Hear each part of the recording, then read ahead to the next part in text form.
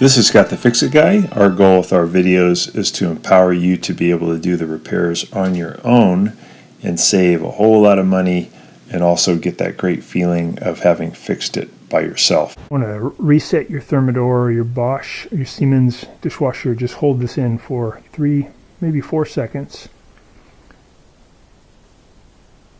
And the display will show this, and close it, and then it'll drain all the water out and also reset the computer.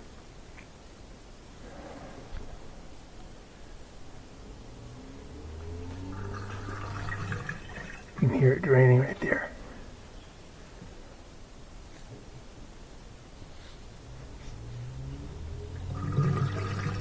Yeah, that's great.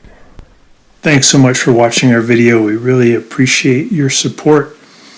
And when you get a chance, please press the subscribe button below so you can be subscribed, and also the notification bell so we can send you more videos about appliance repair.